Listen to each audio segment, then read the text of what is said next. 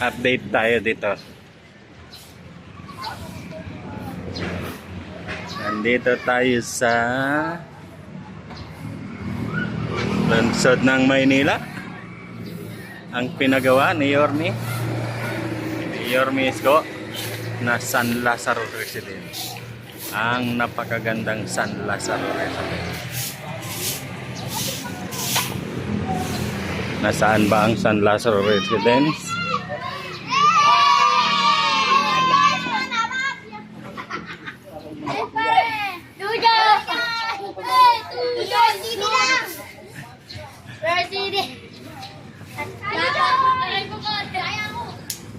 Ang San Lazaro Residence ay nasa tapat ng San Lazaro Hospital dito sa lungsod ng Maynila. Kung nasaan ang San Lazaro Hospital, nandoon ang San Lazaro Residence.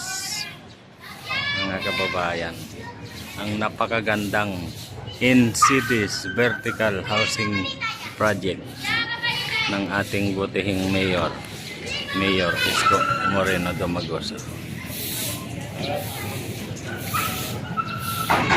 Dito po.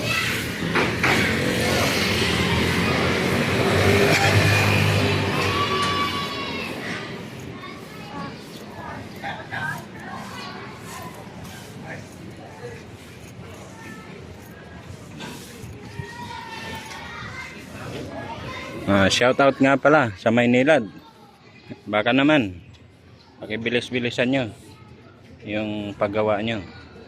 Nakakaabala kayo sa mga motorista. San Lazaro Residence.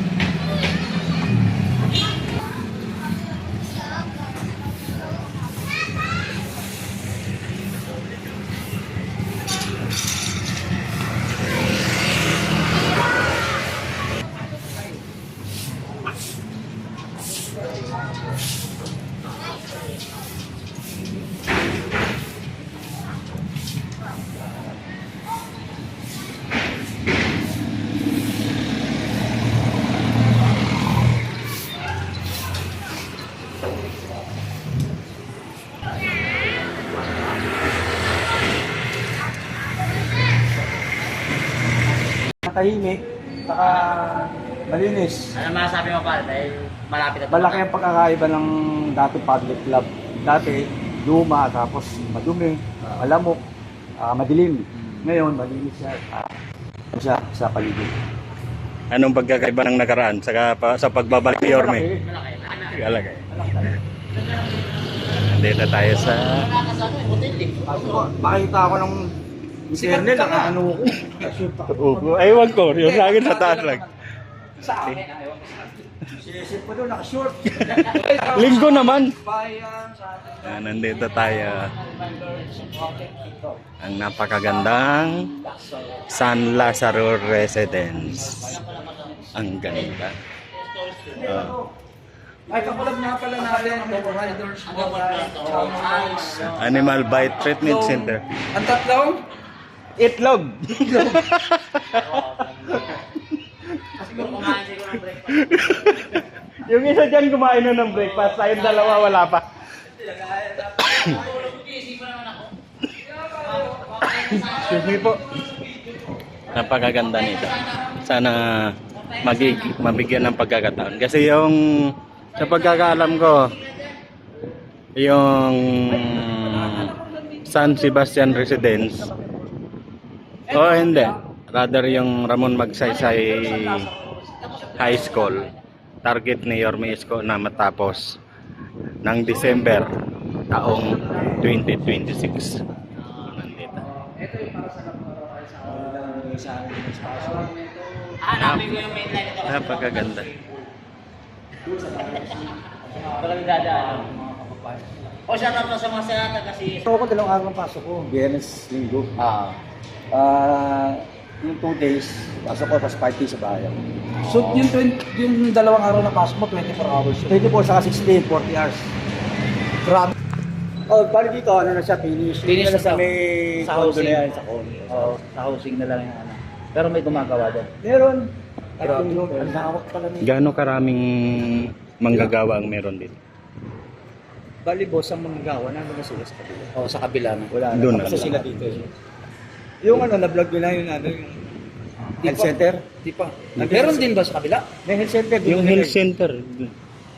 Parang pwede. So, ito, laboratory, yung health center na sa kabila. Oo, kasi dati ito, laboratory sa kabila, motor pool, tapos lalong sa line-in. Oo.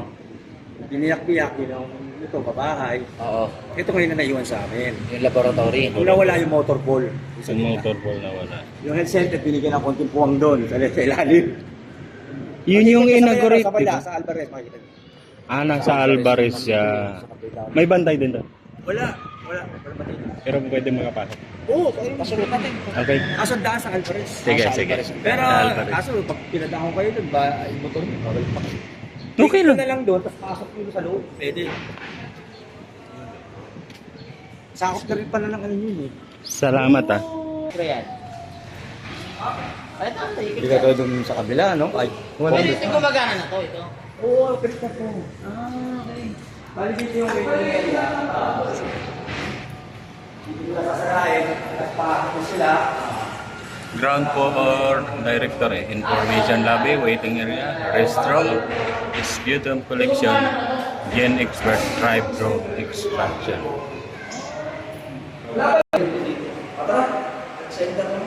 Malayo tayo.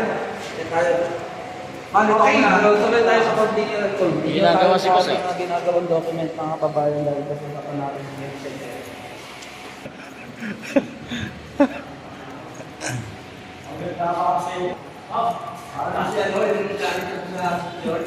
Masabi, pare. Nako, may dahilan na tayo para mapalitan si Mari dito. Binigyan ng pabahay po siya, no? Office that is I look to me with the specific. Ano ba ito? Kaya pa naman yung dito. What's your step? Kasama natin dito si Channel Reps, ang tigasing Channel Reps at ang tigasing si KTV Pilipinas, mga malulupit na vlogger ni Yorme. Oh, hindi kayo nakapakakas ha.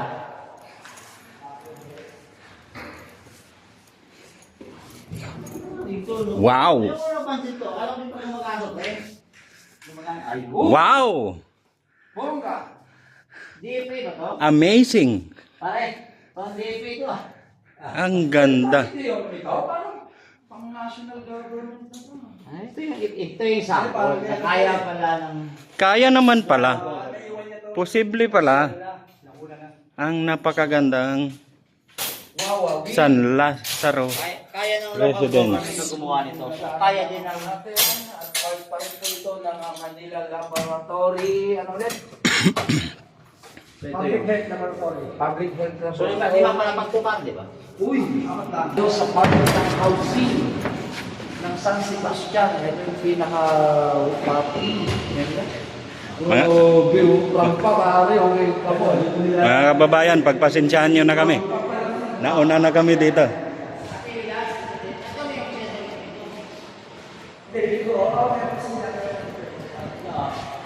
Ganda!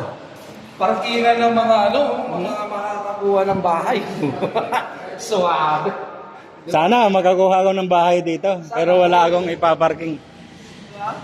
Grabe pa bahay. Diba? Okay, tuloy tayo. Kaya mga kababayan, kung nagawa ni Yorme Isko sa lungsod ng Maynila, dapat kaya din ng nasyonal sa buong bansa. Ang magagandang proyektong pabahay. Pero ito, bibigyan natin ng isa. Nung naayos, bibigyan niya para sa ID,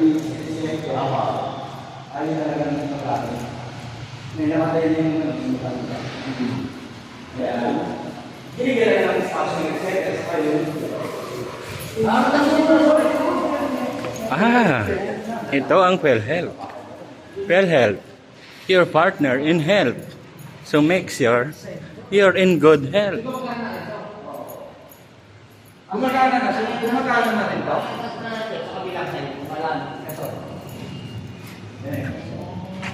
Gumagana na rin to. Oh, at maganda no kasi kabi may Sa Lazaro. Sa Lazaro. Oo, national. Yun ang Kaninong pangalan? Kaya yung may-ari talaga ng lupa. Ng lupa. Dinilip sa... Namatay rin, di ba? Dinilip ko sa gobyerno.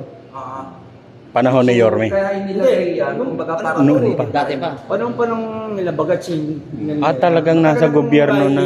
May pinatanggal yung lahat ng lahi sa Manila, di ba? Tinanggal yung motor pool. Ito pala plano. Parang pinag-all-in-one na lang, no? Lahat. Ngayon, ang bigyan ng spatial center sa yung laboratory. Ang ganda. Kaya sinigit sila dito. So yung mga bigyan, sabi ko sa inyo, idea ni Yorme, drawing ni Yorme. Diba? Ang tawag nun, parang Ang drawing ni Yorme. Ayan si Yorme. Mataba utak. ang entrance nila dito na sir. Silipin natin dito. Banda sa Alvarez Street. Kung nanggaling kami doon sa kabilang entrance, nandito naman kami sa kabila. Silipin natin dito.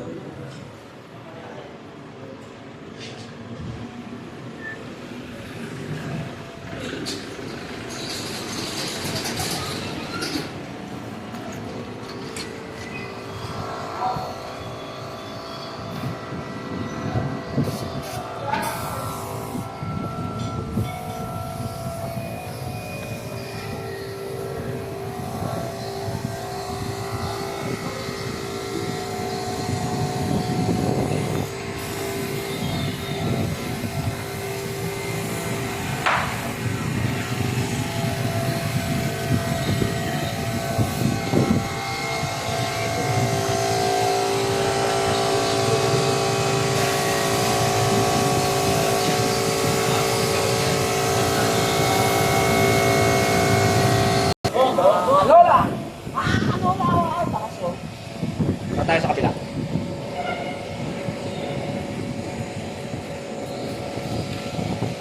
Pari George! Dati nung ginagawa ko to, San Lazaro Residence. Dito po. Ang puso at isipan ni Yorme Isko in City's Vertical Housing Project. Katabi siya ng Manila City Library, Manila San Francisco Friendship Library dito sa lungsod ng Maynila.